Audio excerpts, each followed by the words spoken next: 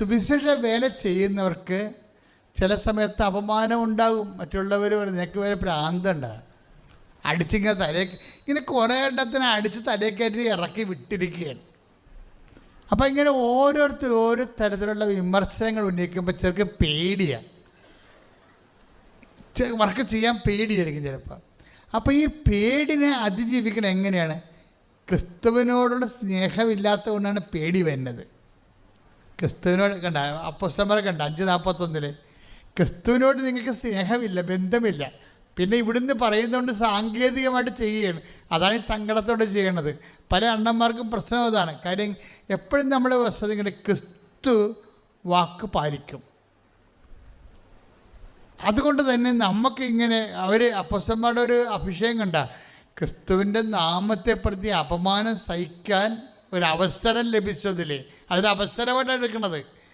കർത്താവിന് വേണ്ടി ആരെങ്കിലും എന്തെങ്കിലും നമ്മളൊരു മോശം പറഞ്ഞാൽ അതിനവസരമായിട്ട് എടുക്കുന്നതിൽ സന്തോഷമുണ്ടാകണം. ഇങ്ങനെ സന്തോഷം ഉണ്ടാകണമെങ്കിൽ പരിശുദ്ധാത്മാവ് പ്രവർത്തിക്കണം. അതാണ് വിഷയം.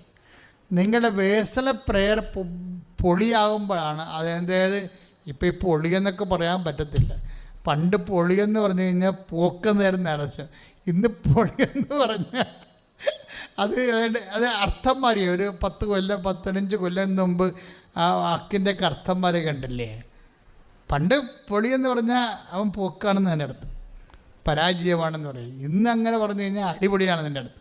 അതിന് വ്യത്യാസം മതിക്കണം. അതിപ്പോൾ ഇങ്ങനെ വാക്കുകളിങ്ങനെ മാറിക്കൊണ്ടിരിക്കും. ഇപ്പോൾ എന്താ പ്രോബ്ലം വെച്ച് കഴിഞ്ഞാൽ നിങ്ങളെ എനിക്കറിയാം, നിങ്ങൾ ദൈവസ്നേഹമില്ല എന്ന് ഈശോ പറയുന്ന ഒരു നോട്ടുണ്ട് ഒരിടത്ത്. Take the word of God. അതായത് യോഹന്നാൻ 5:42 ശ്രുതികട്ടെ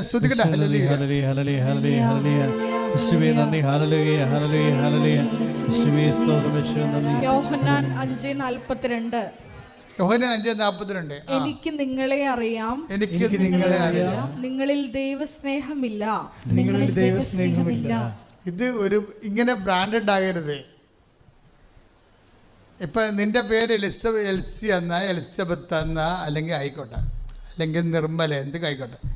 എനിക്ക് നിർമ്മല നിന്നെ അറിയാം, നിനക്ക് ദൈവസ്നേഹം ഇല്ലെന്ന് എങ്ങനെ യേശു പറഞ്ഞാൽ നിൻ്റെ കാര്യം കട്ടപ്പോയി.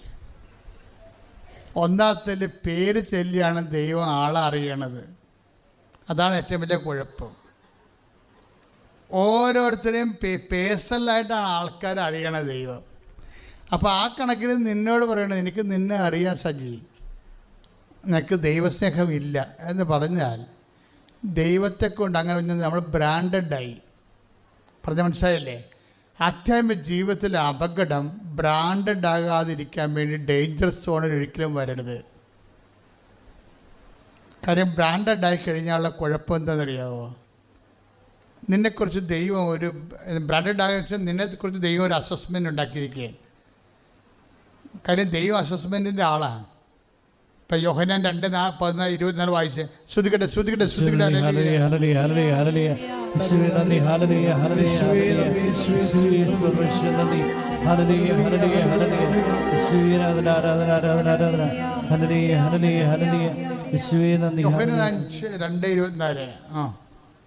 യോഹന്നാൻ 2:24 യേശുവാകട്ടെ അവരെ വിശ്വസിച്ചില്ല.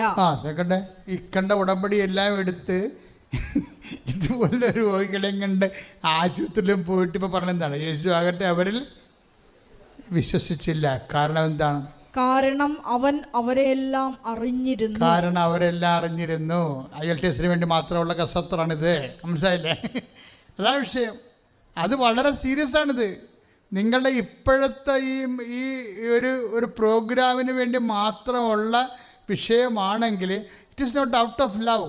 കർത്താവിനെ സ്നേഹിച്ചുകൊണ്ടല്ല. ഇപ്പം IELTS പാസ്സാകാൻ വേണ്ടിയും ആ വസ്തു വിൽക്കാൻ വേണ്ടിയുള്ള തൽക്കാലത്തേക്കുള്ള ഒരു വെടിനിർത്തലോ അല്ലെങ്കിൽ ഒരു അഡ്ജസ്റ്റ്മെൻറ്റാണിത്. അതാണ്. അങ്ങനെ ഒരു ബ്രാൻഡഡ് ആകാതിരിക്കാൻ നോക്കണം. ഒന്ന് വായിച്ചേ, വചനം വായിച്ചേ. 2:24 യോഹന്നാൻ. യേശുവാകട്ടെ അവരെ വിശ്വസിച്ചില്ല. ഒന്ന് പറഞ്ഞേ, ഒന്നുകൂടെ. യേശു ആകട്ടെ അവരെ വിശ്വസിച്ചില്ല. കാരണം അവൻ അവരെയെല്ലാം അറിഞ്ഞിരുന്നു.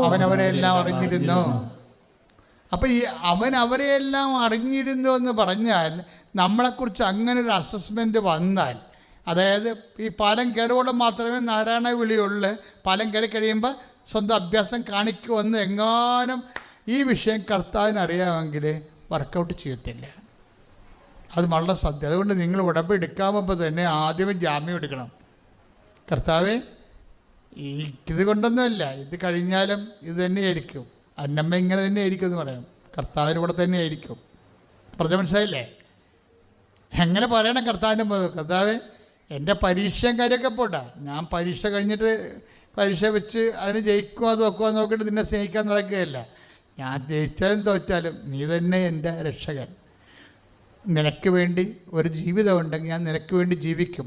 അങ്ങനെ നേരെ ചൊവ്വേ കർത്താവിൻ്റെ മുഖത്ത് നോക്കി ചങ്കറപ്പോട് സംസാരിക്കാൻ കഴിഞ്ഞാൽ കർത്താവ് ആരാണെന്ന് നീ അറിയും. കൈയിടിച്ച് കർത്താവിനെ സുടലിൽ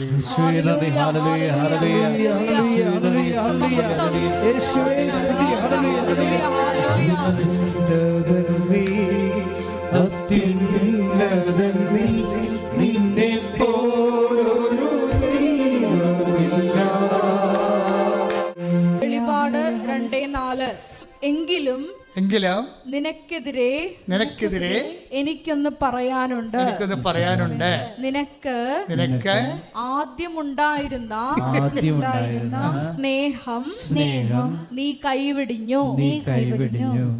അതെന്ത് സംഭവിച്ചു കഴിഞ്ഞാൽ, ഇപ്പം നമ്മൾ ഉടമ്പടിയിൽ ഉണ്ടാകുമ്പോൾ ഓരോ ഘട്ടമില്ലേ, ഇപ്പോൾ ഓരോ ഘട്ടത്തിൽ ചിലപ്പോൾ ആദ്യം ഉണ്ടായിരുന്ന ആ ഒരു ഊഷ്മളത ഉടമ്പടി പുതുക്കി കഴിയുമ്പോൾ ചിലപ്പോൾ നിങ്ങൾക്ക് ആ ഊഷ്മളത ഉണ്ടാകത്തില്ല. കാരണം നിങ്ങൾ സാങ്കേതികമായിട്ട് ദൈവത്തെ സ്നേഹിക്കാൻ നടന്നിട്ട് അങ്ങനെ വേണ്ടത്. സാങ്കേതിക സ്നേഹക്കാരാണെങ്കിൽ എണ്ണി ഒപ്പിച്ച് അത് ആ കാര്യങ്ങൾ ചെയ്യുക, എണ്ണി അങ്ങനെ ഒപ്പിച്ച് കളയും. ആത്മബന്ധം ഉണ്ടാകത്തുമില്ല.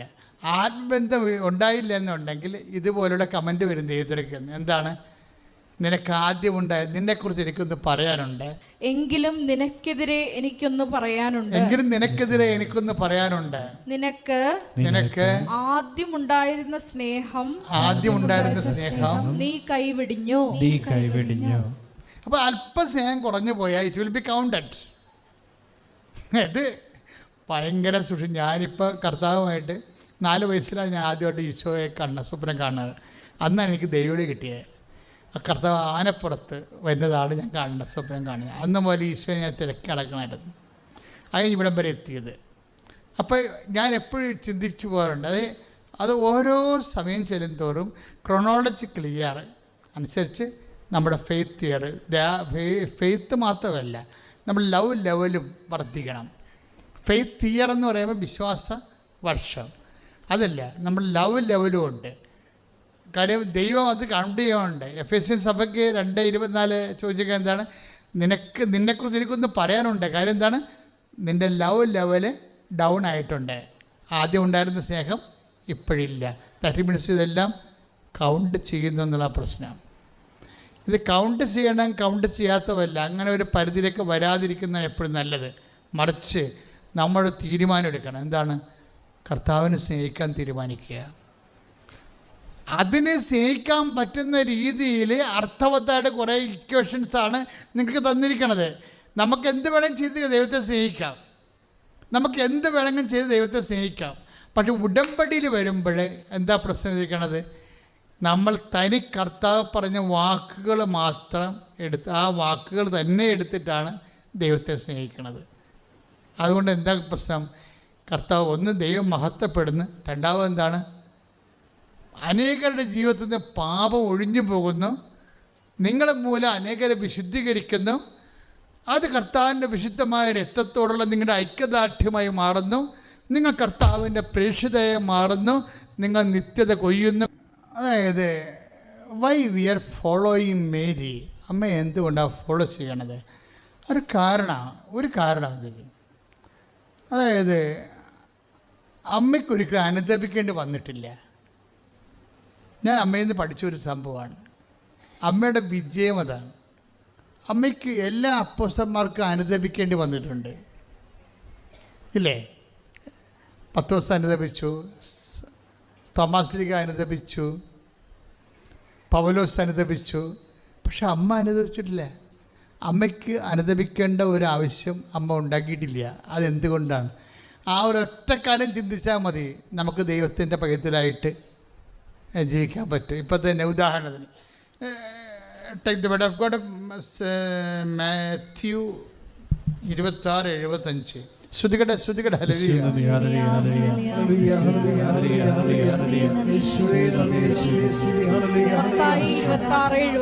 മത്തായിയുടെ സുവിശേഷം 26-ാം അധ്യായം 75-ാമത്തെ വാക്യം എന്താണ്? കോഴി കൂവുന്നതിന് മുമ്പ് 3 പ്രാവശ്യം നീ എന്നെ നിഷേധിക്കുമെന്ന് യേശു പറഞ്ഞ വാക്കുകൾ അപ്പോൾ പത്രോസ് ഓർമ്മിച്ചു. അവൻ പുറത്തുപോയി ഹൃദയം നൊന്തു കരഞ്ഞു. വകുപ്പുണ്ടാക്കി കണ്ട കരയാൻ. അതായത് ഏറ്റവും ടോപ്പായിട്ട് പാറ പോലെ ഉറച്ചു നിന്ന പത്രോസിന് പോലും അവസാനം സ്വന്തം പാപത്തെ ഓർത്ത് കരയേണ്ടി വന്നിട്ടുണ്ട്. ഇതൊരു അവസരമാണ്. നിൻ്റെ കരുത്തെന്ന് പറയണത് പാപത്തെ ഓർത്ത് കരയാത്ത അവസ്ഥകളുടെ എണ്ണം കൂടുതലാണ്. ഒരു ആത്മീയ കരുത്തെന്ന് പറഞ്ഞാൽ അതാണ്. ഒരു വ്യക്തിക്ക് നിങ്ങൾ ഓരോ ദിവസം ചെല്ലുന്തോറും നമ്മൾ ആത്മീയമായിട്ട് കരുത്ത് പ്രാപിക്കുകയല്ലേ. അപ്പോൾ ആത്മീയമായ കരുത്തെന്ന് പറഞ്ഞാൽ എന്താണ്? അനുതാപം ആവശ്യമില്ലാത്ത ഒരു അവസ്ഥയിലേക്ക് നമ്മൾ കുതിക്കുന്നതാണ് ആത്മീയ കരുത്ത്. ഇപ്പം സെൻറ്റ് തോമസിൻ്റെ അവസ്ഥ എന്താ? സെൻറ്റ് തോമസും ഇതുപോലെ അവസാനം പട്ടാക്കി പറഞ്ഞാണ് പിരിയണത്. എന്താ? അതായത് 20-28 യോഹന്നാന്റെ സുവിശേഷം. ശ്രുതികട്ടെ ശ്രുതികട്ടെ.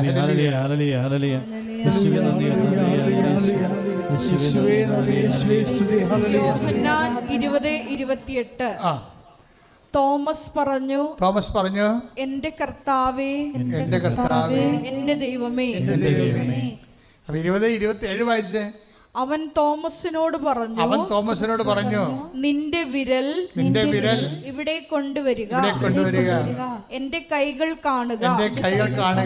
നിന്റെ കൈ നീട്ടി എന്റെ പാർശ്വത്തിൽ വയ്ക്കുക. അവിശ്വാസിയാകാതെ വിശ്വാസിയായിരിക്കുക.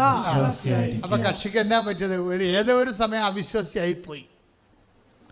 ഏതോ ജീവിതത്തിൻ്റെ ഒരു ഘട്ടത്തിൽ അവിശ്വാസിയായിപ്പോയി.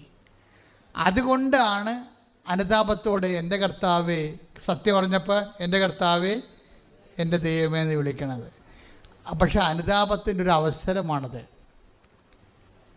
ഈ അനുതാപത്തിൻ്റെ ഒരു അവസരം ഉണ്ടാകുന്നത് ആത്മീയമായിട്ട് ഒരു കരുത്ത് കുറവാണ്. അമ്മയുടെ കരുത്ത് അതാണ്.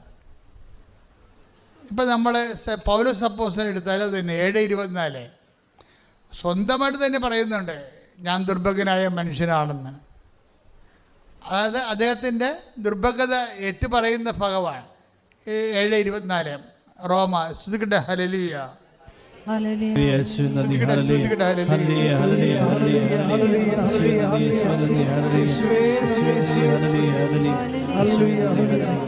റോമ 7:24. റോമ 7:24.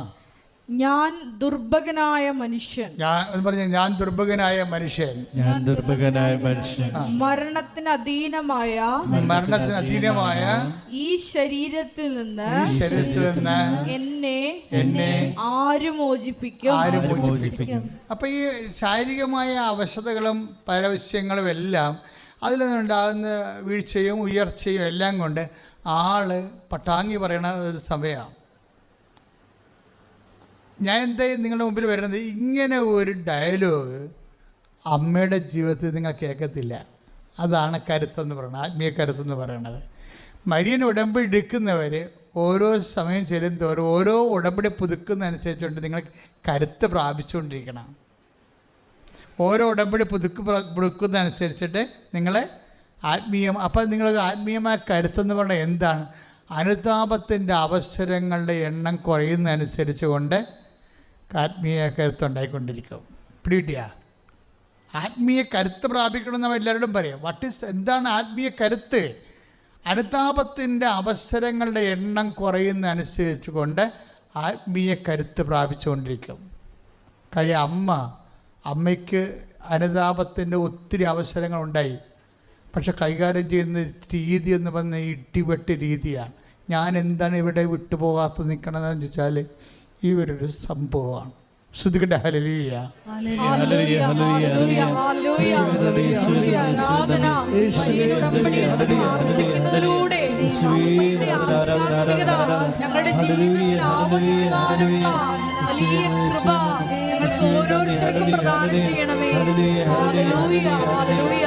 ആവേ ആവേ ആവേ മരിയ ആവേ ആവേ ആവേ മരിയ ആവേ ആവേ ആവേ മരിയ ആവേ ആവേ ആവേ മരിയ. ഇപ്പൊ ലൂക്കാസ് സുവിശേഷം 2:5 എടുത്തേ. ലൂക്കാസ് സുവിശേഷം 2:5. ശ്രുതികട്ടെ, ശ്രുതികട്ടെ. ഹല്ലേലൂയ. യേശുവേ നന്ദി. ഹല്ലേലൂയ, ഹല്ലേലൂയ, ഹല്ലേലൂയ, ഹല്ലേലൂയ. യേശുവേ നന്ദി, യേശുവേ സ്തുതി. ലൂക്കാ 2:5. പേരെഴുതിക്കാനായി ഗലീലയിലെ പട്ടണമായ നസ്രത്തിൽ നിന്ന് യൂദയായിൽ ദാവീദിന്റെ പട്ടണമായ ബേത്ലഹേമിലേക്ക് ഗർഭിണിയായ ഭാര്യ മറിയത്തോടുകൂടെ പോയി. എന്താ പ്രശ്നം വെച്ചാൽ ഈ ഒരു ഇഷ്യൂ മാത്രം എടുത്താൽ മതി. കഴിപ്പം ക്രിസ്മസ് കാലത്തേക്ക് നമ്മൾ പ്രവേശിക്കുകയാണ്. ഈ ഒരു ഇഷ്യൂ മാത്രം എടുത്ത് എത്ര പ്രശ്നം വേണമെങ്കിലും, അതായത് ഇവിടെ മുഴുവനും നീതി അമ്മയുടെ ഭാഗത്ത് മാത്രമാണ്. ബേസിക്കായിട്ട് ഒന്നാമത്തെ പ്രശ്നം എന്താണ്? അവർ സ്ത്രീയാണ്. രണ്ടാമത്തെ എന്താണ്? ആ സ്ത്രീയുടെ ജീവിതത്തിലെ ഏറ്റവും വെല്ലുവിളി നേരിടുന്ന സമയമാണ് ഗർഭകാലം. ഗർഭകാലം വെച്ചാൽ പ്രസവകാലം. ഗർഭകാലം അതായത് ഒരു 3 ദിവസം കൂടിയേ പ്രസവിക്കാനുള്ളൂ. ആ സമയത്താണ് ഈ കനേഷ്മാർ വരണത്, ഷിഫ്റ്റിംഗ് വരണത്. കാര്യം നമ്മളുടെ എന്തിനാണ് ഞാൻ ഈ ഉടമ്പടിയുടെ ഇത് പറയണത്? ഈ ഗ്രേസ് നമുക്ക് ടാപ്പ് ചെയ്യുന്നതിൻ്റെ അകത്ത് ഒരു സംഭവം ഷിഫ്റ്റിംഗ് ആണ്. നമ്മളുടെ ഒരു കംഫർട്ട് സോണിൽ നിന്ന് നോൺ കംഫർട്ട് സോണിലേക്ക് ഷിഫ്റ്റ് ചെയ്യണത് ഒരു ദൈവപ്രവർത്തനമാണ്. പറഞ്ഞ മനസ്സിലായില്ലേ? അതായത് നമുക്ക് സുരക്ഷിതമായ ഒരു ഇടത്തിൽ നിന്ന് അരക്ഷിതമായ ഇടത്തിലേക്ക് മൂവ് ചെയ്യണത് when you receive it in the name Jesus will be engraced. നിങ്ങളത് കർത്താവിൻ്റെ നാമത്തിലാണ് എടുക്കുന്നത്. ഇത് കണ്ടില്ലേ? ഗർഭിണിയായ ഭാര്യയുമായിട്ട് പോവുകയാണ്, ഷിഫ്റ്റ് ചെയ്യുകയാണ്. നസ്രത്തിൽ നിന്ന് ബെത്ലഹേമിലേക്ക് പോവുകയാണ്. അപ്പോൾ ഈ ഷിഫ്റ്റ് ചെയ്യുമ്പോൾ ഈ കാര്യത്തിൽ ഒത്തിരി നീതികൾ ദൈവത്തിന് ചെയ്യാമാണ്. ഒന്നെങ്കിൽ കനീഷന്മാർ മാറ്റി വെക്കാമായിരുന്നു, അല്ലെങ്കിൽ നേരത്തെ വെക്കാമായിരുന്നു. ഇനി ഇവിടെ പ്രസവം വരെ രാത്രി മനുഷ്യന്മാരില്ലാത്ത സമയത്താണ് വെക്കണത്. സമയത്തിൻ്റെ കാര്യത്തിലും ദാക്ഷിണ്യം കാണിക്കണില്ല. കാര്യം എന്താണെന്ന് വെച്ചാൽ ഇടയന്മാർ രാത്രിയല്ലേ വരണത്. ഇപ്പം രാത്രി ഇടയന്മാർ വരുമ്പോൾ എന്താ പ്രശ്നം വെച്ചാൽ, ഇതൊരു കണ്ണും പകലും ഉള്ളപ്പോൾ വല്ല 4 മണിക്കോ വല്ലതൊക്കെയാണ് ഇവിടെ പ്രസവം വെച്ചിരുന്നെങ്കിൽ നാട്ടുകാർക്ക് വന്ന് ഇവരെ ശുശ്രൂഷിക്കാം. ആർക്കും ശുശ്രൂഷിക്കാൻ പറ്റാത്ത മനുഷ്യന്മാരെല്ലാം ഉറങ്ങി സ്വന്തം ബന്ധുക്കളും സ്വന്തപ്പെട്ടവരിൽ നിന്നൊക്കെ മാറ്റി ഇവരുടെ മാക്സിമം ക്രൂരതയാണ് ചെയ്യണത്. ഈ ക്രൂരത ചെയ്യുമ്പോൾ ഒരു പ്രാവശ്യം പോലും ഔസേപ്പിതാവിനോടോ ദൈവത്തോടോ ഇവർ മിണ്ടത്തില്ല. കാര്യം എന്താണെന്ന് അറിയാം? അങ്ങനെ മിണ്ടിയിരുന്നെങ്കിൽ ഇവർക്ക് അനുദപിക്കേണ്ടി വന്നേനും. That's my point. അതാണ് മരിയൻ കരുത്തെന്ന് പറയണത്. പ്രാർത്ഥിക്കുക, കർത്താവായ ദൈവമേ, നിന്റെ തിരുമനസ്സ് സ്വർഗത്തിലെ പോലെ ഭൂമിയിലുമാകണമെന്ന് നീ പറഞ്ഞ് പഠിപ്പിച്ചപ്പോഴേ പല സമയത്തും നിന്റെ തിരുമനസ്സ് നിറവേറണമെങ്കിൽ ഞാൻ അരക്ഷിതാവസ്ഥ അങ്ങയുടെ നാമത്തിലെ മറിയത്തെ പോലെ നടക്കാത്ത കാര്യത്തിൽ ചേരാത്ത കാര്യത്തിന് അങ്ങയുടെ തിരുസന്നിധിയിലെ മറിയത്തെ പോലെ പരാതിയില്ലാതെ പരിഭവമില്ലാതെ സംഗ്രഹിച്ചുകൊണ്ട് പുരുഷനെ കൃപയാക്കാൻ അവസരങ്ങൾ ഉണ്ടാകുമെന്ന് അറിഞ്ഞുകൊണ്ട് ഞങ്ങളെ പഠിപ്പിച്ച പ്രാർത്ഥന ജീവിക്കുമ്പോഴേ ഉടമ്പടി വെച്ച വിഷയങ്ങളിലെ സമയത്തും കാലത്തും അത്യാവശ്യ കാര്യങ്ങള് നടക്കാതെ വരുന്ന അവസ്ഥകള് മറിയത്തെ പോലെ അനുഗ്രഹത്താലല്ല, ദൈവത്തിന്റെ ശക്തിയാൽ നിറയപ്പെടാൻ ബലഹീനമാക്കുന്നതാണ് എന്ന് മനസ്സിലാക്കാനുള്ള മരിയൻ അവധാനയാൽ എന്നെ അഭിഷേകം ചെയ്യണമേ. ശ്രദ്ധിക്കട്ടെ.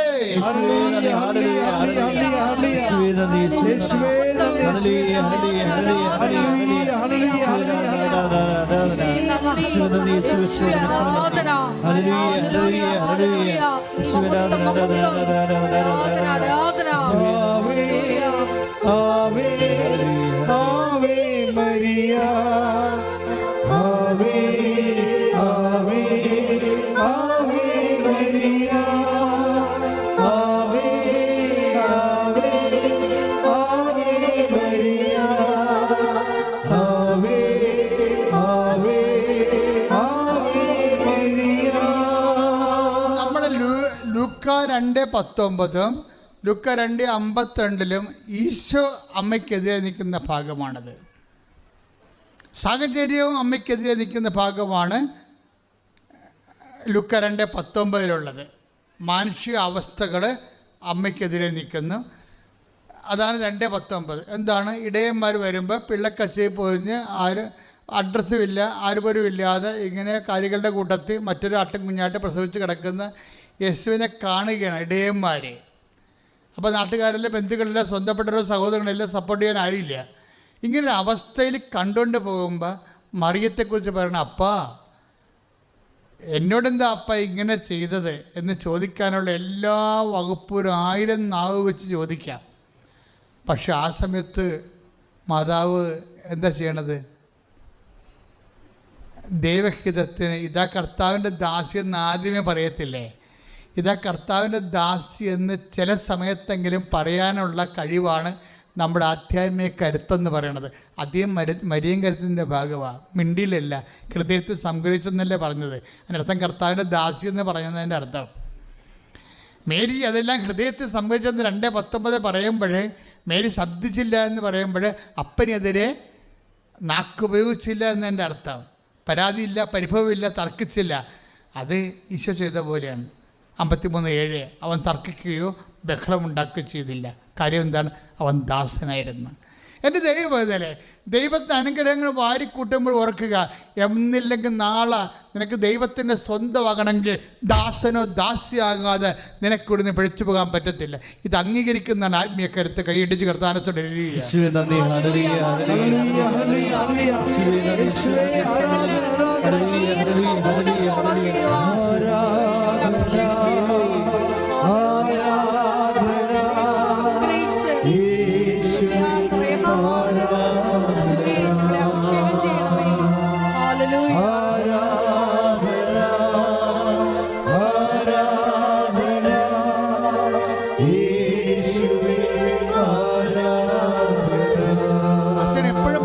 കാര്യമാണ്. ഒരു കാര്യത്തിന് 2 എൻറ്റിറ്റി ഉണ്ട്. ഒരു വിഷയത്തിന് 2 എൻറ്റിറ്റി ഉണ്ട്. ഒന്നെങ്കിൽ അത് അതുപോലെ നടക്കാം, ദാറ്റ് ഈസ് ബ്ലെസ്സിങ്സ്. ഒന്നെങ്കിൽ ഒന്നും നടക്കത്തില്ല, ദാറ്റ് ഈസ് ഗ്രേസ്. പറഞ്ഞ മനസ്സിലായില്ലേ? ഇത് തമ്മിൽ നമ്മൾ തിരിച്ചറിയണം. നമ്മൾ ഇനി ഇങ്ങനെ ABCD പഠിച്ച് നിലവിൽ തറാപ്പന ഒക്കെ പഠിച്ചുകൊണ്ടിരിക്കുന്ന കാലം കഴിഞ്ഞോ? വി മസ്റ്റ്, അതായത് the church want a mature witness. ഒരു വിശ്വാസിയായിട്ട് കാര്യമില്ല. We are seeking after witness. ഒരു സാക്ഷിയാകണം. സാക്ഷിയാകണമെങ്കിൽ സ്വാഭാവികമായിട്ടും നടക്കുന്ന കാര്യങ്ങളെല്ലാം അനുഗ്രഹങ്ങളാണ്. നടക്കാത്ത കാര്യങ്ങൾ, if you take in the name of Jesus Christ, അത് കർത്താവിൻ്റെ തിരുമനസ്സിന് അമ്മയെപ്പോലെ ദാസ്യതയോടെ സമർപ്പിക്കുകയാണെങ്കിൽ നിങ്ങൾ കൃപയാൽ നിറഞ്ഞ് ദൈവത്തിൻ്റെ ശക്തികൾ നിറയും. അത് നിത്യതയ്ക്കാണ് അതിൻ്റെ പ്രയോജനം വരുന്നത്. അനുദിന ജീവിതത്തിന് നിങ്ങൾക്ക് ലഭിക്കുന്നത് ബ്ലെസ്സിങ്സ് ആണ്. നിത്യജീവിതത്തിൽ നിങ്ങൾക്ക് ലഭിക്കുന്നത് ഗ്രേസ് ആണെങ്കിൽ അത് നടക്കുന്ന കാര്യമല്ല, നടക്കാത്ത കാര്യങ്ങളോടുള്ള സുവിശേഷവിധമായ നിങ്ങളുടെ നിലപാടാണ്. കൈയിട്ടിച്ച് കർത്താവ്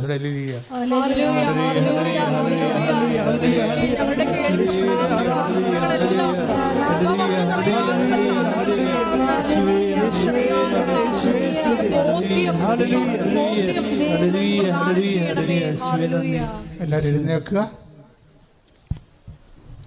സന്തോഷമായിരിക്കുക. കർത്താവിൻ്റെ നാമത്തിൽ രോഗമുള്ളിടത്ത് നിങ്ങളുടെ കൈകൾ വെക്കുക.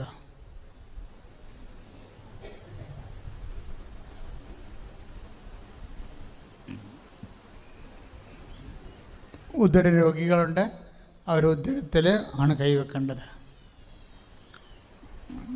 മൂത്രാശയത്തിൽ കല്ലുണ്ടുണ്ട്, കിഡ്നിയിൽ കല്ലുള്ളവരുണ്ട്, കിഡ്നി രോഗികളുണ്ട്, അവർ നടുവിലാണ് കൈവെക്കേണ്ടത്. ശ്വാസകോശ രോഗികളും കരൾ രോഗികളും നെഞ്ചിൻ്റെ മധ്യത്തിൽ കൈവെക്കണം. കരൾ രോഗികൾ നെഞ്ചിൻ്റെയും വയറിൻ്റെ ഇടയ്ക്ക് കൈവെക്കണം. പങ്ക്രിയാസ് രോഗികളെ ഇടതുവശത്ത് കൈവെക്കണം വയറിൻ്റെ.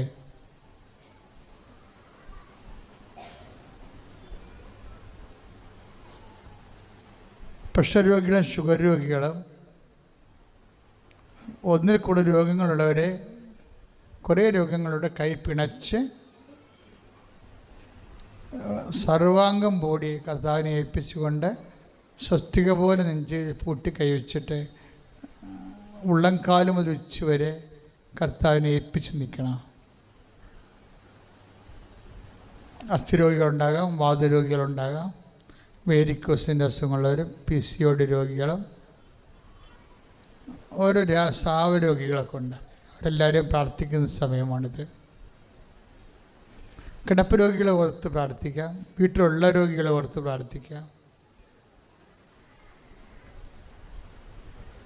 അച്ഛൻ പ്രാർത്ഥിക്കും, എൻ്റെ മക്കൾ വിശ്വാസപ്രമാണം ചൊല്ലിക്കൊണ്ടതിനെ നിൽക്കണം. വിശ്വാസപ്രമാണം ചൊല്ലി തീരുമ്പോൾ വീണ്ടും തുടങ്ങണം വിശ്വാസപ്രമാണം. അച്ഛൻ പ്രാർത്ഥിച്ച് തീരണവരേ പ്രാർത്ഥിക്കണം. വിശ്വാസപ്രമാണം അറിയാൻ പാടില്ലാത്തവർ യേശുവെ സ്വസ്ത്രം, യേശുവെ നന്ദി, യേശുവെ ആരാധന എന്ന് പറഞ്ഞുകൊണ്ട് നിൽക്കണം. ഈശോയെല്ലാം സത്യമായതിന്, ഈശോയെ നിനക്ക് സ്വസ്ത്രവും നിനക്ക് സ്തുതിയും, നിനക്ക് ബഹുമാനവും നിനക്ക് ആരാധ്യം അർപ്പിക്കുന്ന കർത്താവേ. കർത്താവെ കടന്നു വരണമേ, കർത്താവെ കർത്താവെ ശക്തി ഒഴുക്കണമേ, കർത്താവെ കർത്താവെ ഉള്ളംകാലം മുതൽ ഉച്ചവരെ കർത്താവിൻ്റെ വിശുദ്ധമായ രക്തം തളിക്കപ്പെടട്ടെ എന്ന് പ്രാർത്ഥിക്കുന്നു. അസ്ഥി ഉരുക്കമുള്ളവരെ, അസ്ഥി ഉരിച്ചു പോകുന്നവരെ, അസ്ഥി സ്രാവമുള്ളവരെ, വെള്ളപ്പൊക്കിൻ്റെ അസുഖമുള്ളവരെ കർത്താവെ അവരെ സ്പർശിക്കണേ പ്രാർത്ഥിക്കുന്നു. ചെവികളുടെ പഴുപ്പ് വരുന്നവരെ, അഡിനോയിഡിന് അസുഖമുള്ളവരെ, ശരീരഭാഗങ്ങളിൽ കോശങ്ങളിൽ ക്യാൻസറുകളുള്ളവരെ കർത്താവരെ സ്പർശിക്കണമേ. കർത്താവെ പല്ല് കൊഴിഞ്ഞു പോകുന്നവർ, കാഴ്ചത്തിൻ്റെ അസുഖമുള്ളവർ അവരെ സ്പർശിക്കണമേ. കർത്താവെ തൊണ്ടയിൽ രോഗമുള്ളൊരു കർത്താവ്, ടോൺസിൽ രോഗികൾ, തൈറോയ്ഡ് രോഗികൾ അവരെല്ലാവരും സ്പർശിക്കണേ പ്രാർത്ഥിക്കുന്നു. ഈശോ കർത്താവ് ഹൃദയ രോഗികൾ, കിഡ്നി രോഗികൾ കർത്താവ് ഉള്ളംകാലം മുതൽ ഉച്ചവരെ കർത്താവിൻ്റെ രക്തം നിറയട്ടെ. മക്കളില്ലാത്തൊരു സമയത്ത് പ്രാർത്ഥിക്കുന്നു കർത്താവ്, ദൈവത്തിൻ്റെ കരുണ ഒഴുകട്ടെ. Lord Jesus Christ pour out his spirit. കർത്താവേ നിന്റെ വിശുദ്ധമായ രക്തം ഉള്ളംകാലം മുതൽ ഉച്ചവരെ ഒഴുകട്ടെ. സർവകോശങ്ങളും പേശികളും കർത്താവിൻ്റെ നാമത്തിൽ സൗഖ്യം പ്രാപിക്കട്ടെ. പിതാവിൻ്റെയും പുത്രൻ്റെയും പരിശുദ്ധാത്മാവിൻ്റെ നാമത്തിൽ സർവകോശങ്ങളും പേശികളും അസ്ഥികളും കർത്താവിൻ്റെ നാമത്തിൽ സൗഖ്യം പ്രാപിക്കട്ടെ. Lord Jesus Christ, pour out his spirit. Touch with the fire finger, soak with the precious blood. I command you, in the name of Jesus Christ, be healed. Hallelujah, ഹല്ലേലൂയ, ഹല്ലേലൂയ, ഹല്ലേലൂയ. മഹത്വം, മഹത്വം. ആരാധന, ആരാധന. യേശുവേ നന്ദി. യേശുവേ ആരാധന. യേശുവേ ഹല്ലേലൂയ. ആരാധന, ആരാധന. ഹല്ലേലൂയ.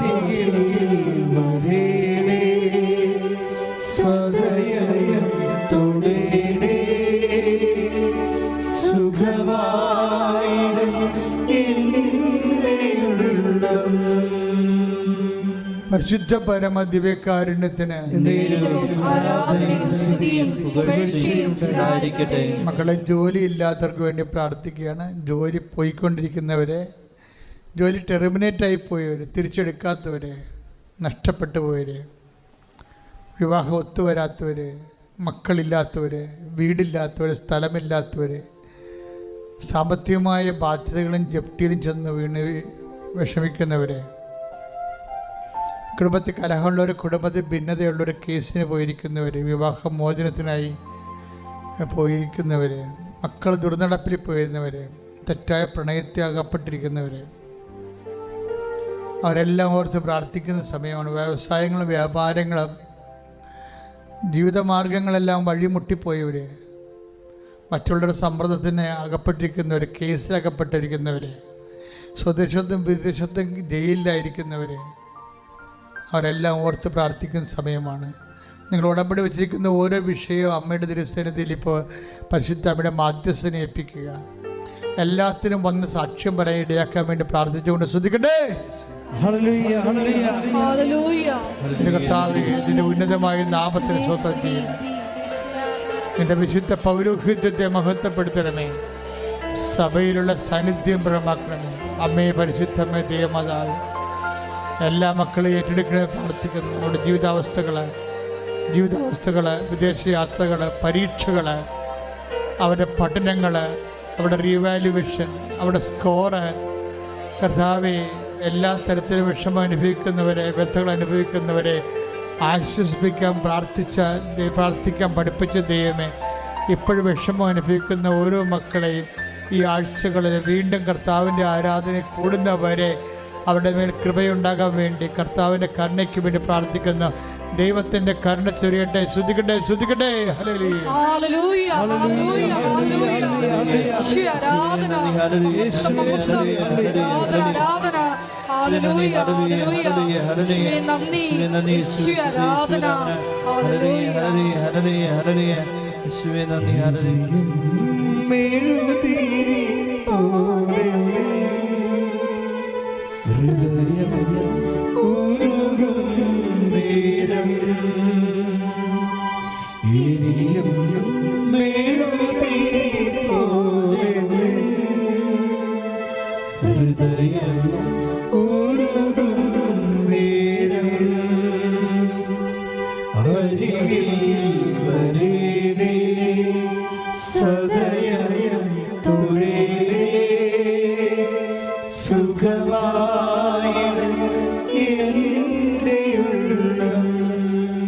മകളെ, മുട്ടുന്നേ.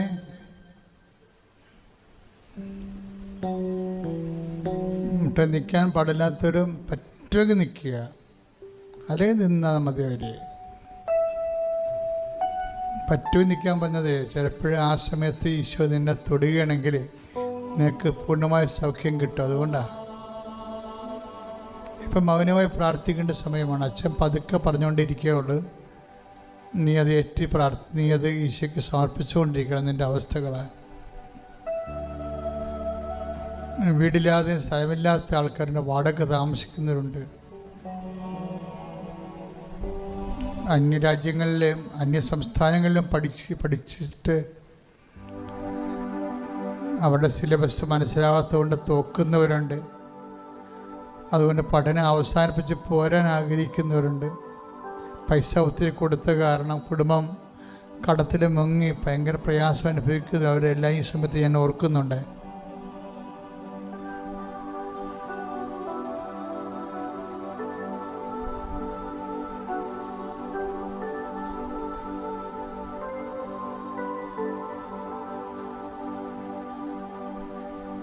പലരും വിദേശത്തേക്ക് പോകുന്നതിന് വേണ്ടി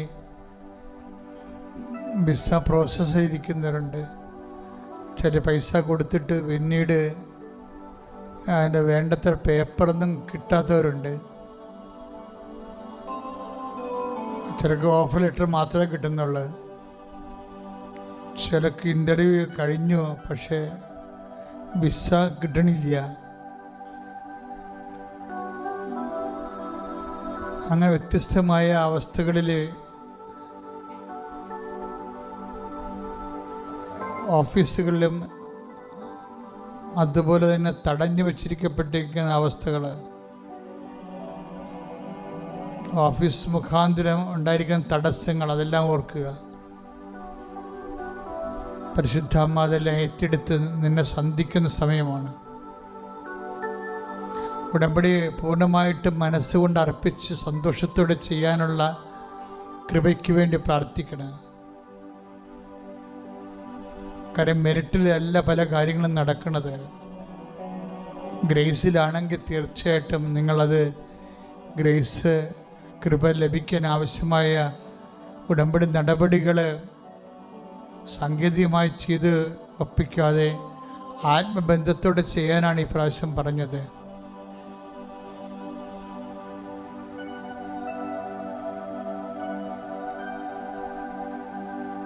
ചിലരൊക്കെ ഉടമ്പടി ചെയ്യണത് ഇമ്പോസിഷൻ ചെയ്യണ പോലെയാണ്. ഇമ്പോസിഷൻ ചെയ്യണ 100 പ്രാവശ്യം എഴുതും, 300 പ്രാവശ്യം എഴുതാനൊക്കെ പറയത്തില്ലേ? ഇങ്ങനെ എഴുതാൻ പറയുന്നതിൻ്റെ കാരണം എന്താണ്? എഴുതി പഠിക്കാനാണ്. ചില ആൾക്കാർ 100 പ്രാവശ്യം എഴുതും, പക്ഷെ പഠിക്കത്തില്ല.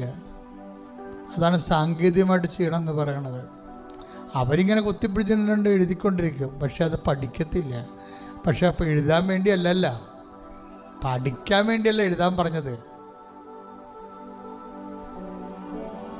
അപ്പം ഇതെല്ലാം ഉടമ്പടി എല്ലാം സാങ്കേതികമായിട്ട് ചെയ്യും ചില ആൾക്കാർ, പക്ഷെ ദൈവമായിട്ട് ബന്ധം ഉണ്ടാകത്തില്ല, ആത്മബന്ധം ഉണ്ടാകത്തില്ല. അപ്പം അതിനെ കറക്റ്റ് ചെയ്യാൻ വേണ്ടി പ്രാർത്ഥിക്കുക. ഇന്ന് വരെ ഉടമ്പടി ഷെയർ ചെയ്യാത്ത ആൾക്കാരുണ്ട്. കാര്യം ഈ ധ്യാനമാണ് ആൾക്കാർക്ക് ഇവിടെ കിട്ടേണ്ടത്. ജനം മുഴുവൻ കേൾക്കേണ്ടതും കൂടേണ്ടതും ഈ ഉടമ്പടി ധ്യാനമാണ്. ഉടമ്പടിയെക്കുറിച്ച് വേറെ ഒരിടത്തും ലോകത്ത് ധ്യാനമില്ല. അപ്പോൾ എല്ലാ ആഴ്ചയിലും ഉടമ്പടി ധ്യാനം കോരിട്ട് അത് ഷെയർ ചെയ്യണം. അത് ദൈവത്തിനെ അറിയിക്കാൻ വേണ്ടിയുള്ള നടപടിയാണത്. അത് ചെയ്യാത്ത ആൾക്കാരുണ്ട്. അതുകൊണ്ടാണ് ഞങ്ങൾ 65 വയസ്സുള്ള ആൾക്കാരെ കൊണ്ട് ഇടിപ്പിക്കത്തില്ലെന്ന് പറഞ്ഞതിൻ്റെ കാര്യം ഇതാണ്. കാര്യം അവരതൊന്നും ചെയ്യത്തില്ല, ഞങ്ങൾക്കറിയാം. അതുകൊണ്ടാണ്. കാര്യം ഉടമ്പടി നിങ്ങൾ നൊവേനല്ലോ, എല്ലാം ചെയ്യത്തല്ലേ. അപ്പം അതുകൊണ്ട് അത് ചെയ്യാൻ ചിലർ ചെയ്യുവേ. ചിലർ അവർ പറയും എനിക്ക് വിദ്യാഭ്യാസമുണ്ട്, ഞങ്ങൾക്ക് 60 വയസ്സ് 65 പക്ഷേ ഞാൻ ഇതെല്ലാം ചെയ്യണതാണെന്ന് പറയും. അപ്പം നമുക്ക് ഉറപ്പുണ്ടെങ്കിൽ ചെയ്യിക്കും. ചിലർക്ക് അറിയത്തില്ല, ആകാശഭൂമി അറിയാൻ പറ്റാതെ അങ്ങോട്ട് കിടന്നതൊക്കെ കാണാം ഇവിടെ വന്നിട്ട്. അങ്ങനെയല്ല, ഇത് വളരെ സീരിയസ് ആണ്. കഴിഞ്ഞ എത്രയോ വർഷങ്ങൾ ദൈവത്തോട് സീരിയസ് ആയിട്ട് നിന്നിട്ടല്ലേ കർത്താവ് അമ്മ മാതാവ് ജീവനോടെ പ്രത്യക്ഷപ്പെടുകയും പിന്നീട് അത് ഏറ്റുപറഞ്ഞപ്പോൾ നമുക്ക് ഉടമ്പടി പ്രാർത്ഥന തരികയും ചെയ്ത്. അപ്പം ആ ഒരു നിപ്പുണ്ട് ദൈവത്തിൻ്റെ തിരുസ്ഥിതി ഒക്കുക. ഇപ്പം എങ്ങനെയെങ്കിലും എനിക്ക് അച്ഛനായിട്ട് ജീവിക്കാം, ഒരു പ്രശ്നമില്ല. കുറച്ച് ആൾക്കാരെ അടക്കി കുറച്ച് പേരെ കെട്ടിച്ച് വിട്ട് അച്ഛനായിട്ട് ജീവിക്കാൻ പറ്റും, ഒരു പ്രശ്നമില്ല. ഇടവകയിൽ പോയിരുന്ന് കുറേ ആൾക്കാരെ കല്യാണം കഴിപ്പിച്ച് കുറേ പേരെ ജ്ഞാനസ്നാനം പെടുത്തി കുറേ പേര് കുറേ കുടുംബ വീട്ടിലും പോയി കഴിയുമ്പോൾ സംഭവം തീർന്ന് എടുക്കാൻ പറ്റും. പക്ഷെ അതല്ല പ്രശ്നം. നമ്മുടെ കയ്യിൽ വരുന്ന ഓരോ മനുഷ്യനെ ഈശോനെ അറിയണം. നിത്യതയിൽ അവൻ ഈശോയുടെ ജോലിയായി, ലോകത്ത് അവൻ ഈശോയുടെ പടയാളിയാകണം. അതിൻ്റെ ഒരു നിർബന്ധമുണ്ട്. അങ്ങനെ നിങ്ങൾ ദൈവത്തോട് നിർബന്ധം കാണിക്കണം. ദൈവികമായ ജോലിയായ എന്നെ കർത്താവിനോട് എന്നെ ഒന്ന് അഭിഷേകം നിങ്ങളോട് പറഞ്ഞ നിങ്ങൾ തല കവിച്ച് അമ്മ നിൽക്കണം, മധ്യസ്ഥം വഹിക്കുകയാണ്. കർത്താവ് നിങ്ങളെ അഭിഷേകം ചെയ്യുന്ന സമയമുണ്ട്. ശ്രദ്ധിക്കട്ടെ, കർത്താവ് എല്ലാവരും ശിരസ്സിലും ഓൺലൈനിൽ പ്രാർത്ഥിക്കുന്നവർ ശ്രദ്ധിക്കുക. ഇപ്പോൾ തലയ്ക്ക് വെച്ച് അഭിഷേകത്തിൻ്റെ സമയമാണ്. കർത്താവ് ഇവരെല്ലാം നീ അഭിഷേകം ചെയ്യണമേ കർത്താവ്. കർത്താവ് ഇവരെല്ലാം അഭിഷേകം ചെയ്യണമേ കർത്താവ്. എല്ലാ മക്കളെയും അഭിഷേകം ചെയ്യണമേ കർത്താവ്. അങ്ങയ്ക്ക് വേണ്ടി ജീവിക്കുവാൻ, മറ്റുള്ളവരെ അങ്ങയെ ജീവിപ്പിക്കുവാൻ, സുവിശേഷത്തിൻ്റെ വലിയ സാക്ഷ്യ സമൂഹം ഉണ്ടാകാൻ പിതാവിൻ്റെയും പുത്രൻ്റെയും പരിശുദ്ധ നാമത്തിൽ അമ്മമാതാവിൻ്റെ മധ്യസ്ഥത്തിൽ ഞാൻ നിങ്ങളെ ആശീർവദിക്കുന്നു. ശ്രദ്ധിക്കട്ടെ.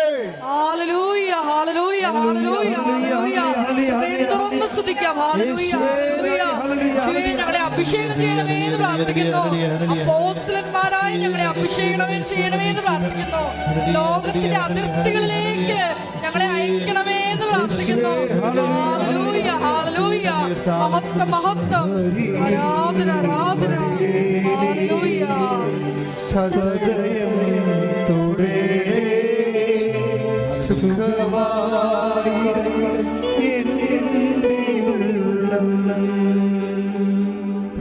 നിങ്ങൾ സന്തോഷമെടുത്ത് തന്നെ നിൽക്കുക മക്കളെ. അച്ഛൻ പ്രാർത്ഥിക്കുന്ന സമയമാണ്. വല്ലാത്ത വിഷമം അനുഭവിക്കുന്നവർ എൻ്റെ മനസ്സ് പറയുന്നുണ്ട്, നിങ്ങളിപ്പോൾ അനുഗ്രഹിക്കും ദൈവം. എത്ര എഴുതിയിട്ടും പരീക്ഷ തോറ്റു പോകുന്നവർ, ആത്മവിശ്വാസം നഷ്ടപ്പെട്ടു പോകുന്നവർ, സാമ്പത്തിക ബാധ്യതകളെ നാണം കെട്ടിരിക്കുന്നവരുണ്ട്, കുഞ്ഞുങ്ങളുടെ മുമ്പിൽ പോയി സ്വന്തം മക്കളുടെ മുമ്പിൽ പോലും തലയോർത്ത് നിൽക്കാൻ പറ്റാത്ത മാനസികാവസ്ഥയുള്ളവർ. അങ്ങനെയുള്ളവരെല്ലാം അമ്മയെ കണ്ണീരോടെ അമ്മയ്ക്ക് ഏൽപ്പിക്കുന്നു. അവരെല്ലാം സന്തോഷത്തോടെ വന്നിവിടെ സാക്ഷ്യം പറയാൻ. അമ്മ ഈ നിമിഷം ഓൺലൈനിൽ ഇരിക്കുന്നവരെയും തീർത്ഥാടനത്തിൽ അമ്മയുടെ മുമ്പിൽ നേരിട്ടിരിക്കുന്നവരെയും നീ ശക്തമായി ആശീർവദിക്കണമെന്ന് പ്രാർത്ഥിക്കുന്നു. ശ്രദ്ധിക്കട്ടെ.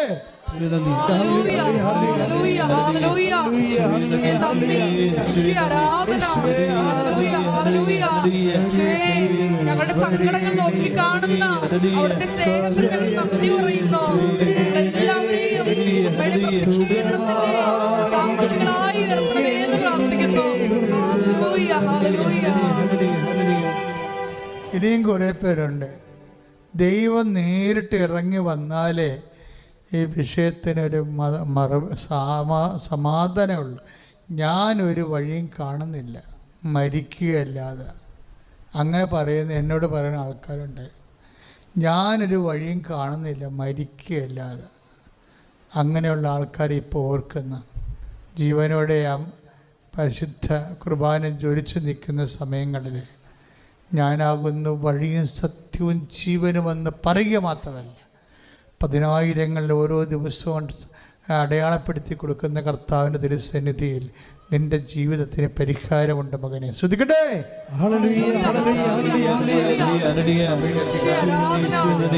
എന്റെ കർത്താവിന്റെ ഉന്നതമായ നാമത്തില്, സഭയുടെ അധികാരത്തിൽ, കുരിശിന്റെ അടയാളത്തിൽ മാരകമായ ദോഷങ്ങള്, തീരാവ്യാധികള്, വ്യഥകള് യേശുവിന്റെ നാമത്തില് വിട്ടുമാറട്ടെ.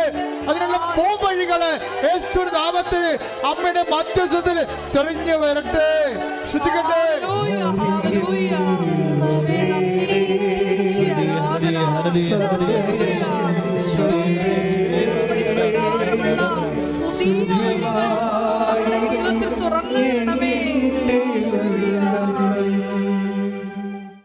മൗനമായി ഒരിക്കൽ കൂടി എന്തെങ്കിലും കാര്യം അച്ഛൻ വിട്ടുപോയിട്ടുണ്ടെങ്കിൽ നിങ്ങളുടെ ജീവിതാവശ്യങ്ങൾ ഇപ്പോൾ മൗനമായി പരിശുദ്ധ അമ്മയുടെ മുമ്പിൽ സമർപ്പിക്കുക.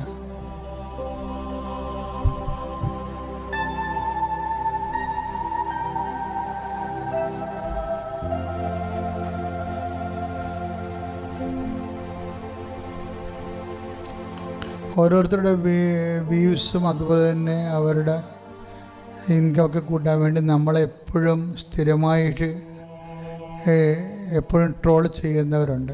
അപ്പം നിങ്ങൾ അവർക്കെതിരെ ട്രോളൊന്നും ചെയ്യേണ്ട കാര്യമില്ല, നമ്മുടെ ആത്മീയ കൃപയ്ക്ക് എതിരാണ്. പക്ഷേ നിങ്ങൾക്ക് നിങ്ങളുടെ അനുഭവങ്ങൾ പറയാം. കാര്യം അതിൻ്റെ ഇടയിൽ സുവിശേഷ വേല ചെയ്യാൻ വേണ്ടിയുള്ള ഒരു സാക്ഷ്യ ശുശ്രൂഷയാണ്. നിങ്ങൾ അനുഭവിച്ച കൃപാസനം, നിങ്ങളിവിടെ വന്നപ്പോൾ നിങ്ങൾക്കുണ്ടായ ആശ്വാസവും ശക്തിയും അടയാളവും അതൊക്കെ നിങ്ങൾക്ക് കമൻ്റായിട്ടിടാം. അപ്പോഴെല്ലാവർക്കും അത് മനസ്സിലാകുമോ കാര്യങ്ങൾ. അത് സുവിശേഷ വില കൂടിയാണ്. അത് നമ്മൾ മറ്റുള്ളവരോട് പറയാൻ, ഇപ്പോൾ അവരോട് ട്രോളർമാരോട് മാത്രമല്ല ആരോടും പറയാൻ നമ്മൾ ബാധ്യസ്ഥരാണ്. ഇപ്പോൾ ഓരോരുത്തർക്ക് സ്വന്തമായിട്ട് വീഡിയോ ഇടുന്ന കണ്ടില്ലേ? എനിക്ക് അവരെ കണ്ടിട്ട് കൂടിയില്ല, പക്ഷെ അവർ മാതാവിലെ ജോലി ചെയ്ത് അവർ സ്വന്തമായിട്ട് വീഡിയോ ഉണ്ടാക്കി അവരുടെ അനുഭവങ്ങൾ അവർ ഇട്ട് ദൈവത്തെ മഹത്വപ്പെടുത്തുകയാണ്. അപ്പോൾ അതുപോലെയുള്ള തെറ്റായ കാര്യങ്ങൾ പ്രചരിക്കാതിരിക്കുകയും തിന്മയുടെ ശക്തിയെ പ്രതിരോധിക്കാൻ നമ്മൾ ഇരുട്ട് കുടുംബ വെളിച്ചത്തിന് വിളക്കല്ല കത്തിച്ച് വെക്കേണ്ട, കൂടുതൽ ഇരുട്ടിനെ പഴിക്കുന്നതിനേക്കുള്ളവർ വെളിച്ചത്തിൻ്റെ ദീപവാഹകരായിട്ട് മാറാൻ നിങ്ങളുടെ സാക്ഷ്യവും നിങ്ങളുടെ അനുഭവവും അതിൻ്റെ കമൻറ്റ് ബോക്സിൽ ഇടുന്നത് നല്ലതാണ്, കർത്താവിനെ ലോകത്തിന് കൊടുക്കാൻ വേണ്ടി. നമ്മുടെ എല്ലാ ഉടമ്പടി നിയോഗങ്ങള് പരിശുദ്ധ അമ്മയുടെ മധ്യസ്ഥയിൽ ദിവ്യകാരുണ്യ അൾത്താരയിൽ സമർപ്പിച്ചുകൊണ്ട് പരിശുദ്ധ അമ്മയുടെ പ്രത്യക്ഷീകരണത്തിന്റെ സാക്ഷികളായി എന്നെയും എൻ്റെ കുടുംബത്തെയും ഉയർത്തണമേ എന്ന് പ്രാർത്ഥിച്ചുകൊണ്ട് ശിരസ് നമിച്ച് നമുക്ക് ദിവ്യകാരുണ്യനാഥന്റെ ആശീർവാദം സ്വീകരിക്കാം.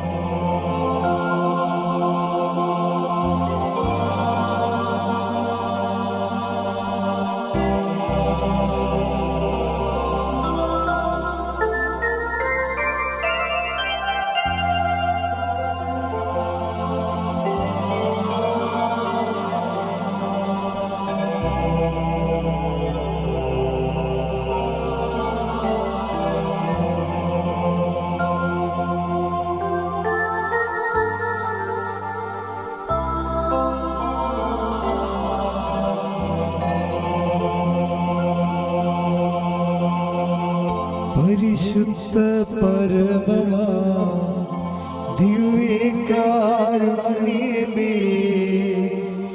എന്നുമെന്നും അങ്ങേയ്ക്കാരാധന. പരിശുദ്ധ പരമമാ ദിവ്യകാരുണ്യമേ, എന്നുമെന്നും അങ്ങേയ്ക്കാരാധന. പരിശുദ്ധ പരമമാ ദിവ്യകാരുണ്യമേ,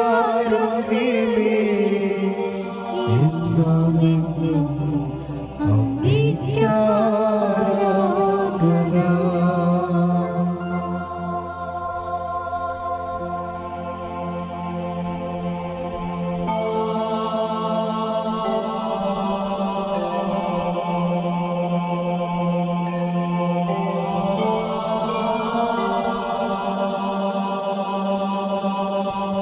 ആവേ ആവേ ആവേ മരിയ, ആവേ